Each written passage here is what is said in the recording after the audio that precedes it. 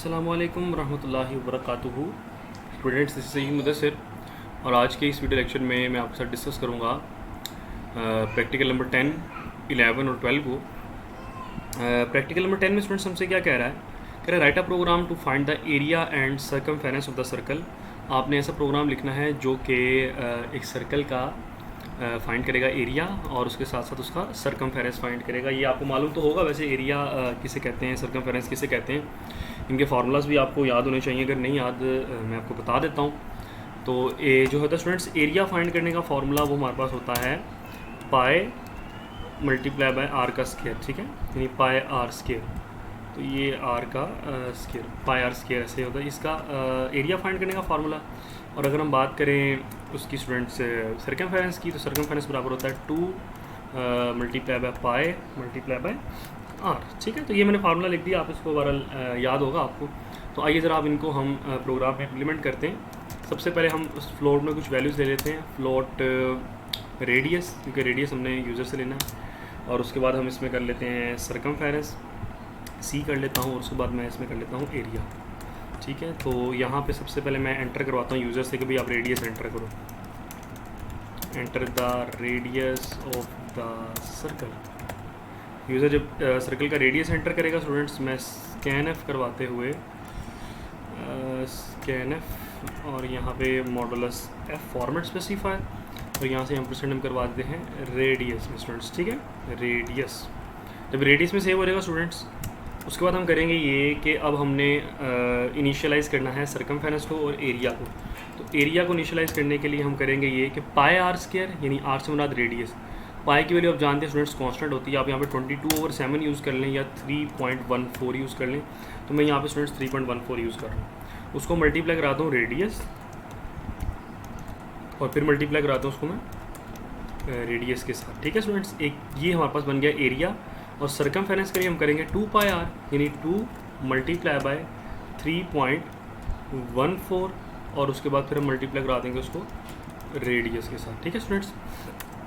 ये हमारे पास एरिया और सर्कमफेरेंस की वैल्यूज़ हमने इसमें कर दी है, यानी फार्मूला लगा दिया। अब आइए इसका स्टूडेंट्स हम आउटपुट ले लेते हैं। Print F area is modulus F and circumference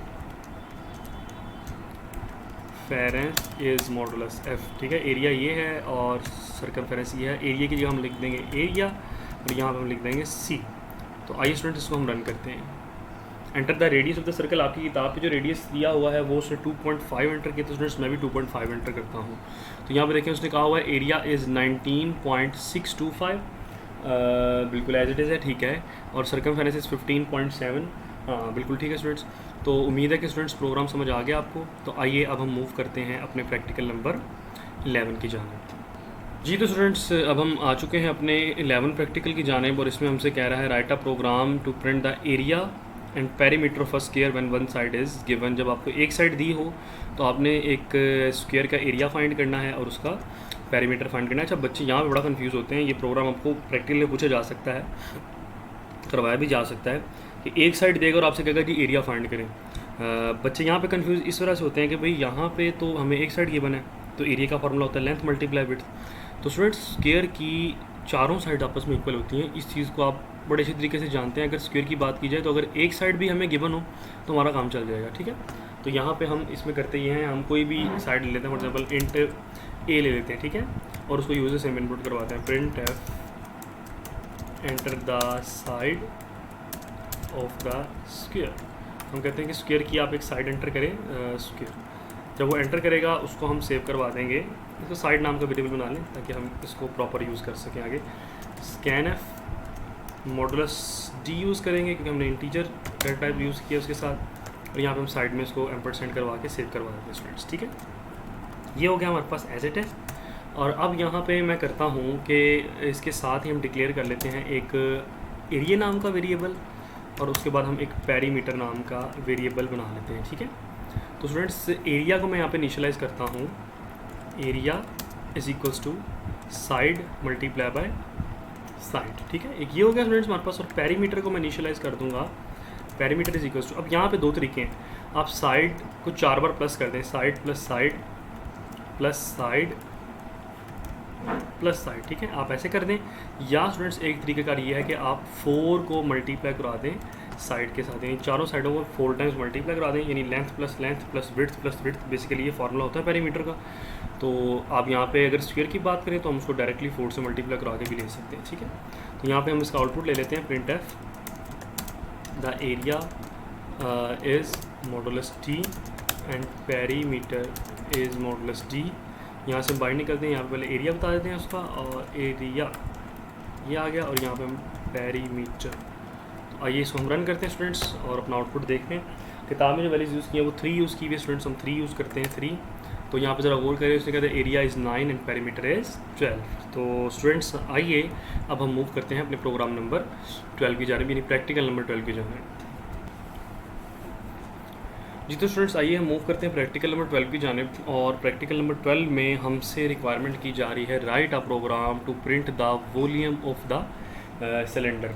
आपने एक सिलेंडर का वॉल्यूम प्रिंट आउट करवाना है, तो उसके लिए फार्मूला जो है मैंने यहाँ पे स्टूडेंट्स लिख दिया है, जो कि है pi R square multiply by height, यानी pi multiply radius multiply by height. तो रेडियस इसमें हम यूज़र से इनपुट के तौर पे लेते हैं और हाइट यूज़र से इनपुट के तौर पे लेते हैं।